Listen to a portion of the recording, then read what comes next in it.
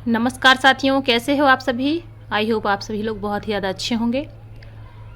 तो आपकी DElEd second year और फर्स्ट ईयर के एग्ज़ाम्स की डेट आ चुकी है। ये आपके 24 जून से स्टार्ट होने वाले हैं। तो हम आप सभी को तैयारी करवाने वाले हैं और ऐसी तैयारी रहेगी कि आपके 90% गारंटी से अच्छे मार्क्स आएंगे। और ये जो प्रश्न बैंक है इससे 90% आपके क्वेश्चंस आते हैं।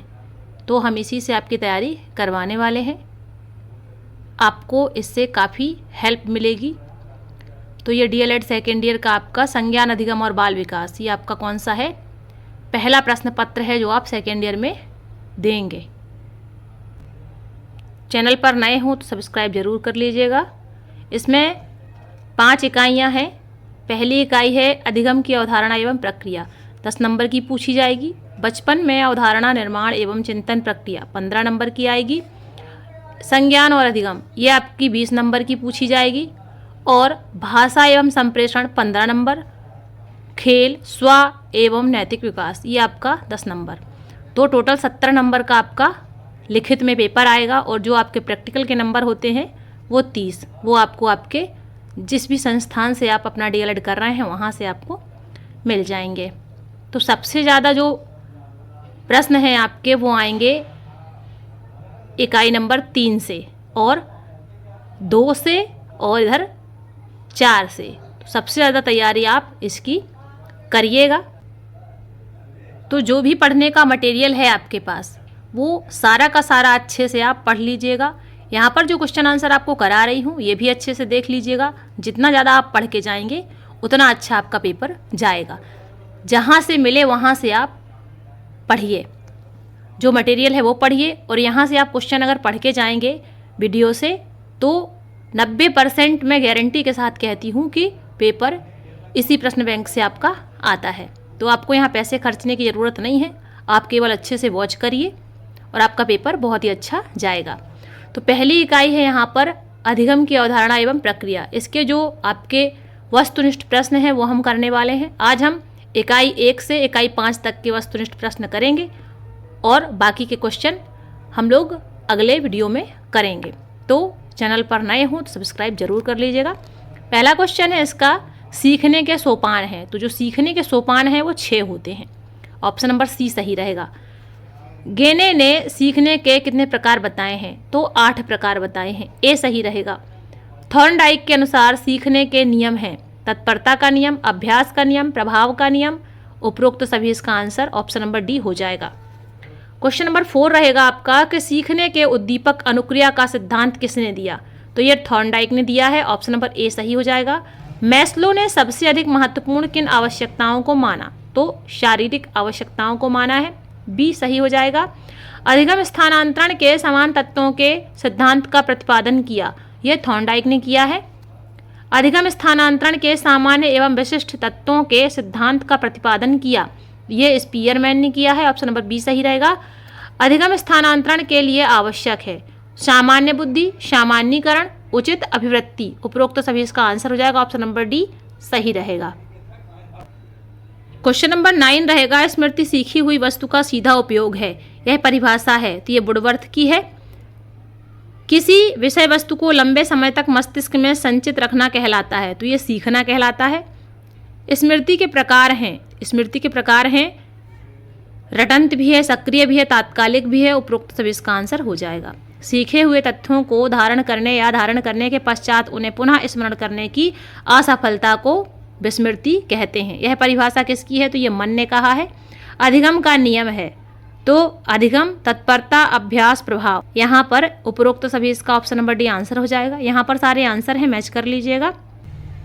इसके बाद इसकी जो सेकेंड यूनिट रहेगी वो रहेगी बचपन में अवधारणा निर्माण एवं चिंतन प्रक्रिया। इसमें पहला क्वेश्चन आपका रहेगा कि निष्क्रिय अधिगमकर्ता की पहचान होती है, तो यह व्याख्यान विधि से होती है। ऑप्शन नंबर सी सही रहेगा। बच्चों के सीखने की प्रक्रिया में माता पिता को भूमिका निभानी चाहिए, तो अग्रोन्मुखी, डी हो जाएगा सही। अधिगम क्या नहीं है? तो अधिगम विकास नहीं है, तो यहाँ पर बी ऑप्शन सही हो जाएगा, विकास।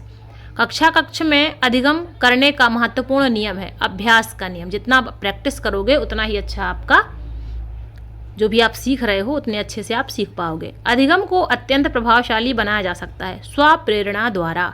आप सोचो किसी से आप कहो पढ़ लो, या आप ही लोग हो पढ़ाई कर रहे हो, कोई कितना भी कहे आप नहीं पढ़ोगे।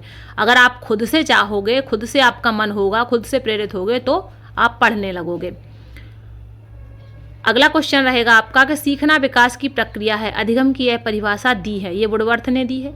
किसी समस्या का हल खोजने की मानसिक क्रिया है, तो ये चिंतन है। किसी चीज़ के बारे में हम सोचते हैं कि कैसे हल होगा, चिंतन करते हैं तो हल निकल आता है। क्वेश्चन नंबर 8 है चिंतन के साधन है प्रतिमाएं, भाषा, प्रत्यय। डी इसका आंसर हो जाएगा, उपरोक्त तो सभी। वह चिंतन जो समस्या समाधान पर आधारित होता है वह तार्किक चिंतन कहलाता है। ऑप्शन नंबर ए सही हो जाएगा। अगला क्वेश्चन है क्वेश्चन नंबर 10। वह चिंतन प्रत्यक्ष के अभाव में पूर्व अनुभवों की स्मृति पर आधारित होता है कहलाता है, तो कल्पनात्मक चिंतन कहलाता है। पियाजे के अनुसार विकास की अवस्थाएं हैं, तो हम सभी जानते हैं कि पियाजे के अनुसार विकास की जो अवस्थाएं हैं वो 4 होती हैं। यहाँ पर ये आंसर है, मैच कर लीजिएगा। ये क्वेश्चन भी आपका 2022 में आया हुआ है। चलते हैं अगली इकाई की तरफ। इकाई नंबर 3 है संज्ञान एवं अधिगम। सबसे ज़्यादा प्रश्न आपके इसी यूनिट से आते हैं, 20 नंबर के पूछे जाते हैं। पहला क्वेश्चन है थॉर्नडाइक के अनुसार सीखने वाला सीखता है, तो सक्रिय रहकर सीखता है। जब एक्टिव रहेगा तो सीखेगा। ऑप्शन नंबर सी सही हो जाएगा। कोहलर ने अपना प्रयोग किस जानवर पर किया था, तो चिंपैंजी पर किया था। ऑप्शन नंबर बी सही हो जाएगा। थॉर्नडाइक ने प्रयोग किया, तो थॉर्नडाइक ने जो प्रयोग किया वो बिल्ली पर किया। ऑप्शन नंबर बी सही रहेगा। सीखने का तत्परता का नियम किसने दिया, तो ये अभी अभी पढ़ा था हमने, ये थॉर्नडाइक ने दिया था। अधिगम की सबसे प्रभावशाली विधि है, तो करके सीखना। किसी चीज़ को हम करके सीखते हैं तो हमेशा हमें हमारे मस्तिष्क में रह जाता है, हम भूलते नहीं हैं। अनुकूलित अनुक्रिया सिद्धांत है, तो ये पावलोव ने दिया था।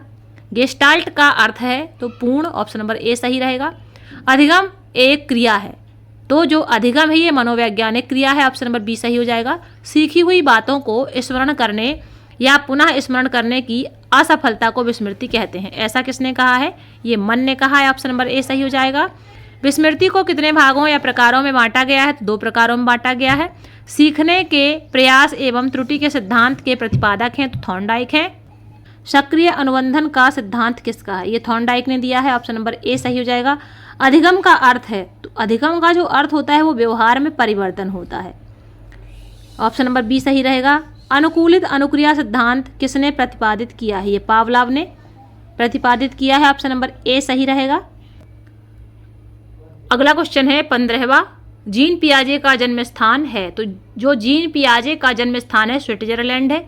ऑप्शन नंबर डी सही हो जाएगा। स्कीमा है, जो स्कीमा है अवधारणाओं का सम्मिलित रेखाचित्र, छोटी योजना, अवधारणा का रेखाचित्र, तो ये तीनों ही है, तो उक्त सभी आंसर ऑप्शन नंबर डी हो जाएगा। अगला प्रश्न है 17वां। जीन पियाजे द्वारा कौन सा सिद्धांत प्रतिपादित किया गया था, संज्ञानात्मक विकास का सिद्धांत इन्होंने दिया था। ऑप्शन नंबर ए सही हो जाएगा। जीवन इतिहास विधि द्वारा किसका अध्ययन किया जाता है, तो जीवन इतिहास विधि द्वारा विशिष्ट व्यवहार का अध्ययन किया जाता है। प्रसूत व्यवहार की अवधारणा किसने दी, तो ये स्किनर ने दी है। ऑप्शन नंबर बी सही हो जाएगा। यहाँ पर ये सारे आंसर हैं, मैच कर लीजिएगा। किसी में डाउट हो तो गूगल पे देख लीजिएगा। अब चलते हैं अगले यूनिट पे। यूनिट 4 भाषा एवं संप्रेषण। सामाजिक अधिगम सिद्धांत के प्रतिपादक हैं, तो ये हैं आपके स्किनर। आधुनिक सामाजिक संज्ञानात्मक सिद्धांत के प्रतिपादक हैं, ये हैं आपके वांडूरा। बहुभाषिकता का अर्थ है एक से अधिक भाषा का ज्ञान होना। ऑप्शन नंबर ए सही हो जाएगा। जब बच्चों को 50 शब्द का ज्ञान हो जाता है तब उनकी आयु होती है 12 से 18 माह। ऑप्शन नंबर सी सही रहेगा। जब बच्चों की शब्दावली में लगभग औसतन 10,000 शब्द होते हैं तब उनकी आयु होती है, तो ये 5 से 6 साल के होते हैं। ऑप्शन नंबर बी सही रहेगा। बच्चे जब वयस्कों के साहित्यों को समझने लगते हैं तब वह आयु होती है 15 से 20 साल की। ऑप्शन नंबर ए सही रहेगा। जब बालक को व्याकरण का ज्ञान हो जाता है तब उसकी आयु होती है तो 11 से 14 साल। ऑप्शन नंबर डी सही रहेगा। संप्रत्यय निर्माण की प्रक्रिया में सम्मिलित है, तो ये निरीक्षण सम्मिलित है, ऑप्शन नंबर ए सही रहेगा। अंतिम प्रश्न है इस यूनिट का, सामाजिक अधिगम सिद्धांत के शोधकर्ता हैं, तो ये अल्बर्ट बांडूरा हैं। ये सारे आंसर है, मैच कर लीजिएगा। अब चलते हैं अगले यूनिट की तरफ। पांचवी और अंतिम इकाई है आपकी इकाई 5, खेल स्व एवं नैतिक विकास। ये 10 नंबर की पूछी जाती है, इसमें से 10 नंबर के प्रश्न आपके आते हैं। पहला प्रश्न है कि जब बालिका स्वयं अकेले खेलती है तो यह खेल कहलाता है, वैयक्तिक खेल कहलाता है, खुले मैदान या घर के बाहर खेले जाने वाले खेल कहलाते हैं, ये बाहरी खेल कहलाते हैं। जो बाहर खेले जाएं घर के वो बाहरी, जो घर के अंदर खेले जाएं जो भीतरी गेम होते हैं। वह खेल जिसमें अधिक ऊर्जा की आवश्यकता होती है कहलाता है, ओजस्वी खेल कहलाता है। ऐसे खेल जिनमें अधिक ऊर्जा व्यय नहीं होती वो कहलाते हैं शांत खेल कहलाते हैं।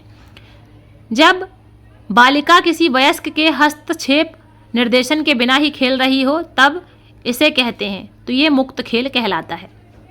जब बालिका किसी वयस्क के हस्तक्षेप निर्देशन में खेल रही हो तब इसे संरचनात्मक खेल कहते हैं। समूह में खेले जाने वाले खेल कहलाते हैं सामूहिक खेल। संवेदी क्रियात्मक खेल है शैशवाकाल का, जिसमें बच्चे हाथ पैर हिलाते हैं, मुस्कुराते हैं, वो शैशवाकाल में होता है, जो कि 0 से 2 वर्ष का काल होता है। अगला प्रश्न है प्रश्न नंबर 9, खेल को प्रभावित करने वाले कारक हैं। ऑप्शन नंबर ए सही रहेगा, आयु, लिंग, संस्कृति, सामाजिक वर्ग। इसके बाद ये है जोड़े।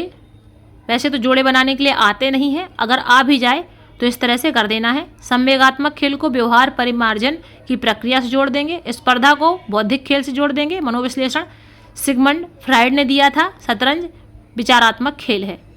इसको अच्छे से देख लीजिए, समझ लीजिए, आपको समझ में आ जाएगा।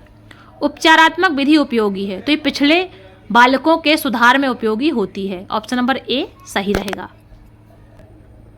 अगला प्रश्न है 12, समीपस्थ विकास क्षेत्र की अवधारणा प्रस्तुत की, तो ये बांडूरा ने प्रस्तुत की थी। अगला प्रश्न है स्वाभाविक खेल क्या है, ऐच्छिक खेल कहलाते हैं ये। सोशियोग्राम पद्धति के जनक थे, तो ये मोरेनो थे।